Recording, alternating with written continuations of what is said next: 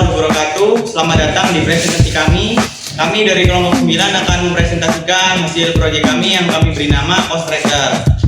Saya sendiri dengan nama Istana Putra dengan SPM 2413025058. Dan teman saya Siti Nur Aziza, SPM 2413025058. Saya Dinda Wianasya dengan SPM 24130256. Saya Didi Jarami dengan KM 24530250. Selamat menyaksikan. Masalah yang sering dihadapi oleh mahasiswa perantau dan pekerja luar kota adalah pencarian kos yang masih dilakukan secara manual dan informasinya tersebar di banyak tempat. Untuk itu, kami hadir dengan solusi yaitu aplikasi Cost Tracker.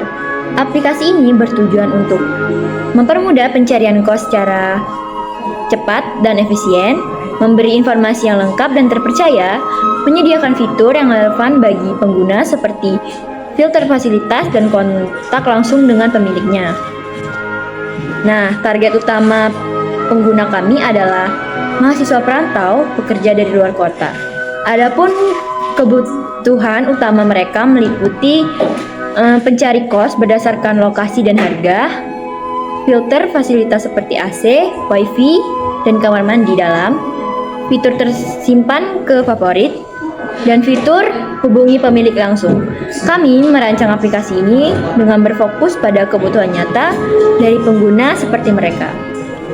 Dalam merancang aplikasi Cost Tracker, kami terlebih dahulu melakukan analisis kebutuhan pengguna. Kami menyadari bahwa target utama dari aplikasi ini adalah mahasiswa perantau dan pekerja dari luar kota yang membutuhkan tempat tinggal sementara dengan cepat dan efisien.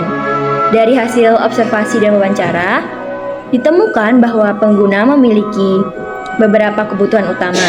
Pertama, mereka ingin dapat mencari kos berdasarkan lokasi dan harga agar lebih sesuai dengan preferensi dan kemampuan mereka. Kedua, mereka membutuhkan fitur filter fasilitas seperti ketersediaan AC, WiFi, dan kamar mandi dalam yang menjadi pertimbangan penting saat memilih tempat tinggal. Selain itu, banyak pengguna yang ingin menyimpan kos favorit agar dapat dibandingkan dan dilihat kembali nantinya.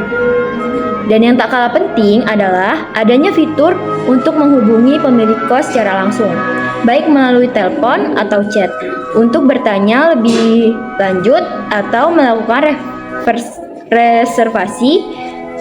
Nah, dengan memahami kebutuhan ini, kami merancang aplikasi Cost Tracker agar benar-benar sesuai dengan apa yang dibutuhkan pengguna dalam kehidupan nyata.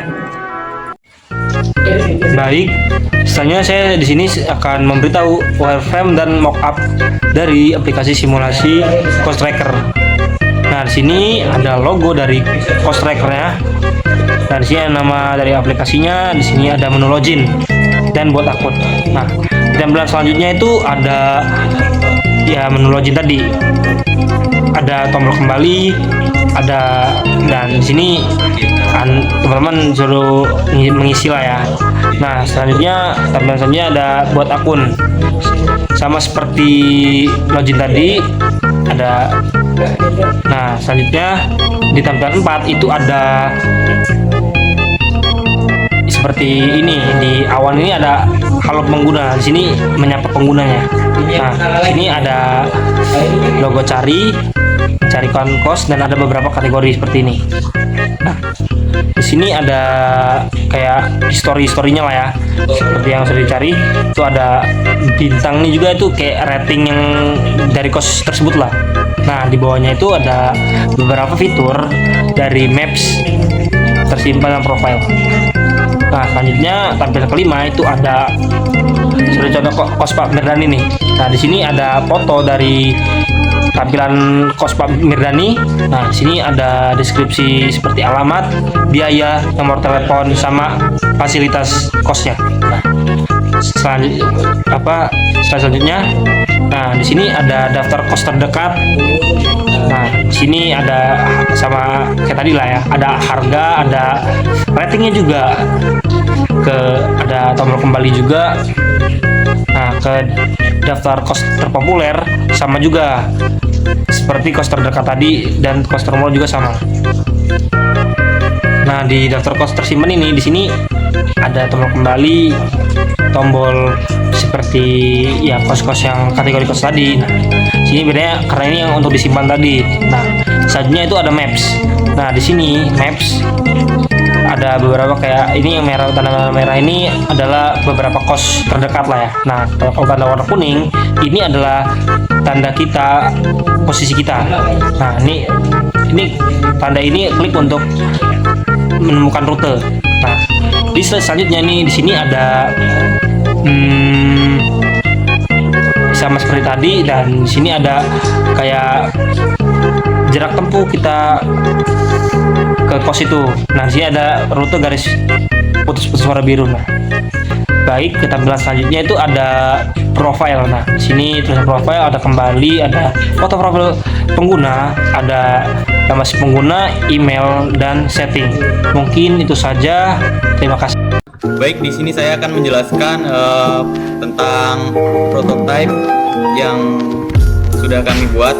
Yang pertama-tama di sini saat aplikasi dibuka, pengguna akan disambut dengan tampilan login dan buat akun. Yang dimana jika pengguna sudah memiliki akun, maka pengguna bisa langsung pergi ke menu login di sini. Jika pengguna baru pertama kali menggunakan aplikasi, maka pengguna diwajibkan untuk membuat akun terlebih dahulu. Kita coba yang login terlebih dahulu. Saat kita klik, pengguna akan diarahkan ke halaman login yang di sini pengguna perlu memasukkan nama dan paspor yang sudah dibuat pengguna sebelumnya. Tetapi jika pengguna belum punya akun, di sini juga akan memiliki suatu menu yang bisa diklik. Dia akan berpindah halaman ke halaman buat akun. Kita coba. Nah, jika pengguna mengeklik yang sebelumnya, maka akan berpindah ke halaman buat akun, yang dimana pengguna diharuskan memasukkan nama, email, dan paspor. Kemudian pengguna setelah memasukkan semuanya akan mengeklik sign up ini, dan setelah pengguna mengeklik sign up, pengguna akan diarahkan ke halaman profile, yang dimana di sini ada pengaturan foto profile, nama pengguna, email, dan alamat. Nah, di sini juga kelompok kami menambahkan satu fitur, yaitu mode gelap ataupun mode terang, yang saat diklik mode ini dia akan berpindah ke mode gelap ataupun terang sesuai kebutuhan pengguna. Lalu pengguna di sini memiliki dua tombol lagi, ada tombol logout dan tombol kembali, yang dimana tombol logout ini saat diklik pengguna akan kembali ke menu awal ke halaman login seperti ini. Jika tombol kembali yang tadi diklik, maka pengguna akan muncul ke halaman home screen-nya atau tampilan awal. Nah, di sini ada beberapa menu yang dapat diakses. Yang pertama itu ada fitur cari. Fitur cari ini di mana pengguna bisa mencari kos berdasarkan lokasi terdekat di lokasi pengguna. Lalu yang kedua kategori, ada kategori terpopuler, terdekat, dan termurah. Kita coba yang fitur cari. Nah, dia akan berpindah ke halaman maps yang ada di lokasi pengguna.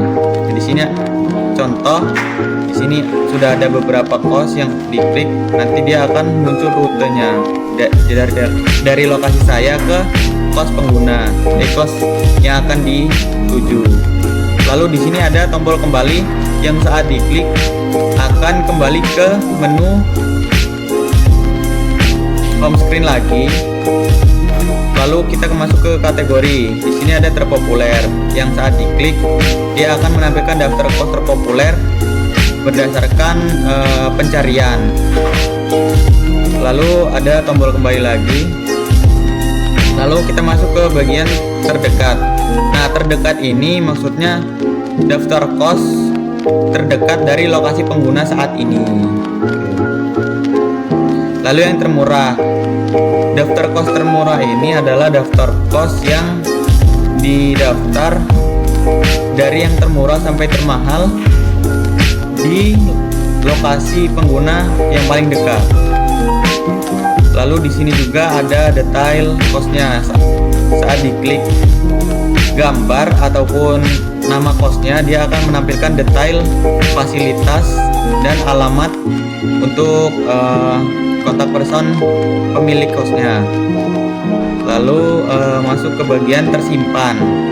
Nah, bagian tersimpan ini adalah kos yang saat kita ingin pilih, kita bisa simpan dulu untuk nantinya kita seleksi kos mana yang akan kita huni.